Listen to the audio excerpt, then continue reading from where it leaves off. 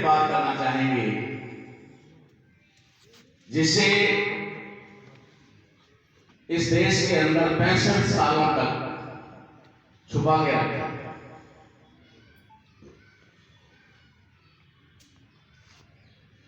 कल संविधान दिवस था और परसों की रात को रात से ही बहुत सारे मैसेज मेरे पर्सनल व्हाट्सएप पे भी और सोशल मीडिया पे छाए हुए थे और सभी लोग भारतीय संविधान दिवस की बधाइयां दे रहे हैं। मुझे वो सारे मैसेज देख करके बहुत अच्छा भी लग रहा था और गर्व भी महसूस हो रहा था। गर्व इसलिए महसूस हो रहा था कि जो टीम, मैं इसको टीम ही कहूंगा क्योंकि जो चेहरे मैं देख रहा हूं वे सारे कार्यकर्ता हैं। आज ये कार्यकर्ताओं का सम्मेलन दिखाई दे रहा है बिल्कुल, इसलिए आप सभी लोगों के प्रयास से भारत के अंदर 2015 में पहली बार 65 साल बाद भारतीय संविधान दिवस 26 नवंबर को भारत की संसद में विशेष सत्र आयोजित करके मनाया गया। ये कौन सा रिकॉर्ड बात है, कोई आप लोगों को दुखाने के लिए नहीं कह रहा हूं। और ये बात तत्कालीन राष्ट्राध्यक्ष, जिसको हम प्रेसिडेंट ऑफ इंडिया कहते हैं, राष्ट्रपति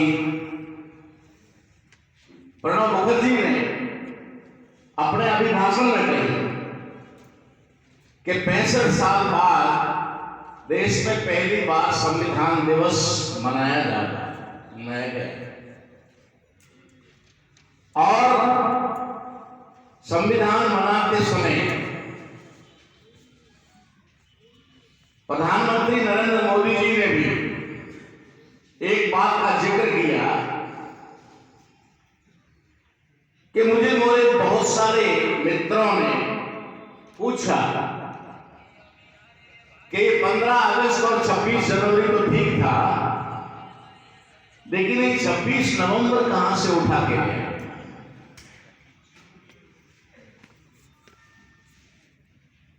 कई लोगों ने कहा कि प्रधानमंत्री जी का शुक्रिया कि उन्होंने पहली बार संविधान दिवस मनाया, और प्रधानमंत्री जी को भी लोगों ने पूछा कि 15 अगस्त 26 जनवरी ठीक था, लेकिन ये कहां से है। और मैं बार बार कहता हूं कि प्रधानमंत्री जी के भी अगर नाक में नकेल नहीं होती किसी संगठन विशेष और वर्ग विशेष की, तो शायद वो ईमानदारी से कह देते कि राष्ट्रीय मूल्य निवासी संघ का भला हो जो 65 साल बाद आया।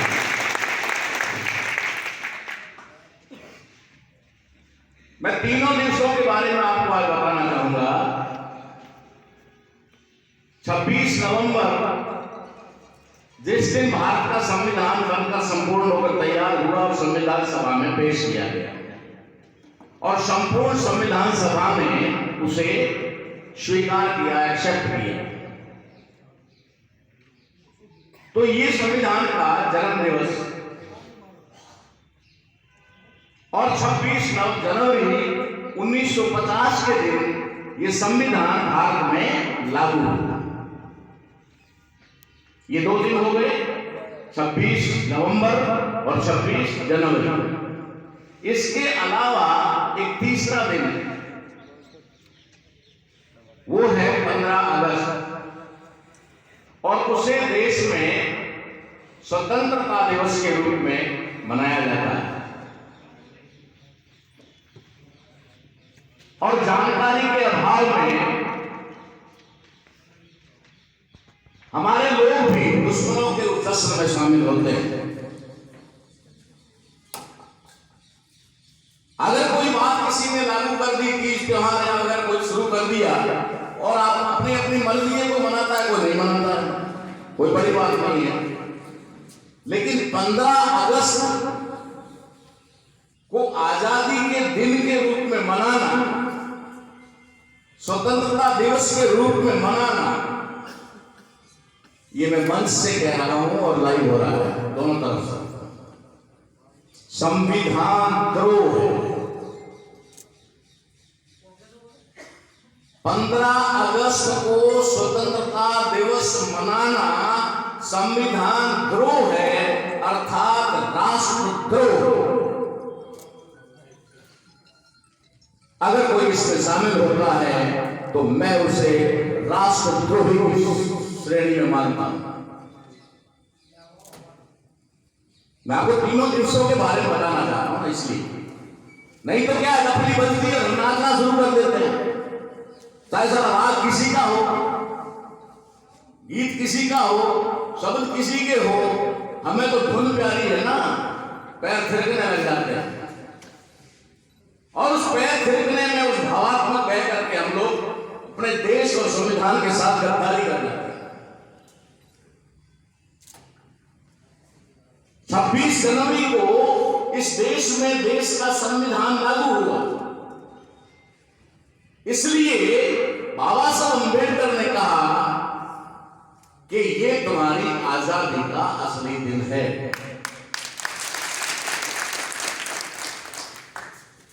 और 26 नवंबर को तुम्हारी आजादी का, तुम्हारी मुक्ति का वो दस्तावेज, वो ग्रंथ बनकर के तैयार हुआ, इसलिए वो तुम्हारे लिए खुशी का दिन है। हम संविधान दिवस मना रहे हैं, संविधान पर चर्चा कर रहे हैं, संविधान के विशेषांक का विमोचन कर रहे हैं, संविधान लोगों को बांट रहे हैं, संविधान लोगों के घर घर पहुंचाने का काम कर रहे हैं, इशारा कर रहे हैं ना। लेकिन मुझे ऐसा लगता है कि संविधान को लेने वाले और देने वाले सभी बंद रूप में देते हैं और बंद रूप में लेने वाले भी घर में बंद रूप में रख देते हैं। और जब मंचों पर आते हैं तो संविधान की बहुत बड़ी बड़ी दलीलें देते हैं। भारतीय संविधान में ये है, भारतीय संविधान में वो है, देते हैं ना। लेकिन मैं आपको पूरे दावे के साथ कहता हूं कि उंगलियों पर गिने जाने वाले लोग होंगे जो भारतीय संविधान के आर्टिकल 1 और आर्टिकल लास्ट के बारे में जानते हैं। कुछ भी जानने की जरूरत नहीं है, बीच वाला पढ़ लो ना पढ़ लो बहुत बड़ी बात है, लेकिन पहला और आखिरी आर्टिकल ही नहीं पढ़ा, नहीं जाना, आपका पढ़ा लिखा जीरो है। चाहे आपके घर में संविधान है, चाहे आपके दिल में संविधान है, चाहे आपके दिमाग में संविधान है। आर्टिकल 1 क्या कहता है? India that is Bharat. तो यहां नाम से ही मामला जोड़ देते हैं लोग, नाम है भारत, अंग्रेजी में इंडिया, हिंदी में भारत। गलत। अंग्रेजी के विद्वान जानते होंगे और पढ़ते होंगे, सुनते होंगे, मुझे तो अंग्रेजी नहीं आती। बस काम का चीज होता है, उसको निकाल देता और निकालता ही नहीं, उसके पीछे पड़ जाता हूं, पीछे पड़ करके पूरा उसका निचोड़ और पोस्टमार्टम करके निकाल देता है। India that is Bharat. यहां इंडिया और भारत दो नाम नहीं है देश के, और किसी भी कंट्री के दो नाम नहीं, पूरे वर्ल्ड में किसी भी कंट्री के दो नाम नहीं है। तो भारत के दो नाम हैं, या तो दो नाम से रखने वाले दोगले थे है, या दो नाम से पुकारने वाले दोगले हैं, और अब तो तीसरा और पुकार रहे हैं, तो ये तो तीगले हो गए। दोगले से एक शब्द निर्माण करना पड़ेगा, फिर आगे तीगले। अरे भारत, ये जो संविधान कह रहा है, संविधान के अनुसार इसका नाम इंडिया नहीं है, not India, India that is Bharat. जो इंडिया था वो अब भारत है।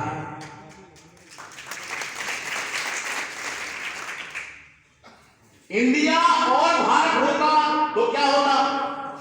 India and Bharat. Article first में क्या लिखा जाता? India and Bharat. ठीक है। मान लो उसको और छुपा के भी लिखना होता था, इंडिया या भारत। इंडिया भी कह सकते हो, भारत भी कह सकते हो, इंडिया या भारत। तो अंग्रेजी में लिखा होता इंडिया और भारत, इंडिया और भारत। बाबा साहब अम्बेडकर ने लिखा इंडिया दैट इज भारत। करना क्या है समझ में? टाइम पास हो रहा है। आपको भगत जी कह रहे थे मोबाइल भी आ गया टाइम पास का, टिकटॉक देखते रहो, बहुत बढ़िया बढ़िया मसाला मिलता है। कभी कभी हमारे सामने भी आ जाता है, हम भी बहक जाते हैं, फिर याद आता अरे नहीं नहीं नहीं, पीछे भगत जी डंडा लेके खड़े हैं। इस देश के अंदर टेक्नोलॉजी का दुरुपयोग होता है। जब विश्व के अंदर कंप्यूटर बना था तो कंप्यूटर बना किस लिए था? आवश्यकता क्या पड़ी थी? इंफॉर्मेशन टेक्नोलॉजी को कलेक्ट करने के लिए, कम जगह में उसको इकट्ठा करने के लिए, क्योंकि ऑफिशियल दस्तावेजों से भर जाते थे, सड़ जाते थे, उन्हें चूहे खा जाते थे, उसको सुरक्षित रखना संभव नहीं था। इसलिए टेक्नोलॉजी आई पहली बार और उन्होंने इंफॉर्मेशन टेक्नोलॉजी के तहत कंप्यूटर का निर्माण किया। भारत में पहली बार कंप्यूटर आया और पूरी दुनिया के वैज्ञानिक भारत में ही पाए जाते हैं। उसने सबसे पहले कंप्यूटर का उपयोग किसमें किया मालूम है? हनुमान जी उड़ता नहीं था, उड़ा दिया। समस्या थी उनके लिए, हनुमान जी उड़ नहीं रहा था, तो कंप्यूटर के माध्यम से हनुमान जी को उड़ा दिया। वर्ल्ड में टेक्नोलॉजी किस काम के लिए बनाई? भारत ने उसका उपयोग किसके लिए किया?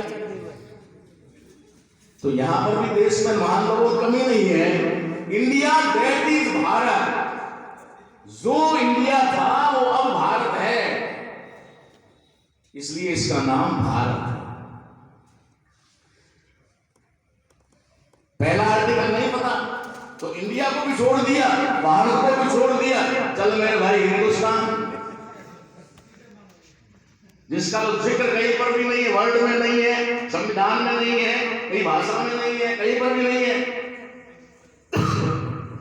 संविधान की दुआई देने वाले, जय भीम बोलने वाले मंच पे आते हैं, जय हिंद, साथ साथ में जय भीम भी, अरे एक बोल दे यार,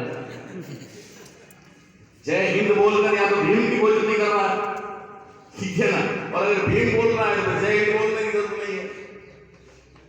अरे जय हिंद को मारने के लिए, नकारने के लिए और जय हिंद बोलने के लिए हिंदुस्तान बनाने वाले लोगों के लिए बाबा साहब अम्बेडकर संविधान सभा में 17 दिन लड़े थे। अकेला वीर 17 दिन तक लड़ा था और नहीं होने दिया हिंदुस्तान, नहीं होने दिया। भारत करके ही बात, आखिर वोटिंग हुआ, लेकिन 17 दिन में बाबा साहब अम्बेडकर ने जो दलीलें दी उससे सदन के अंदर 70 और 80% लोग कन्विंस हो चुके थे। जो कन्विंस हो चुके थे उन्होंने वोटिंग भारत के पक्ष में किया, न कि हिंदुस्तान के पक्ष में। पहली बार ना, पहला आर्टिकल, संविधान शुरू तो कर लो, फिर आ जाना बाकी वाले आर्टिकल्स पे, फिर दे देना बड़ा बड़ा ज्ञान, फिर दे देना जानकारियां, फिर अनुसूचियां समझा देना। पहला हो गया ना, अब आखिरी, क्योंकि ज्यादातर लोग आखिर तक पहुंच नहीं पाते, रोज 2-3 पन्ने पढ़ते हैं, फिर भूल जाते हैं, फिर वही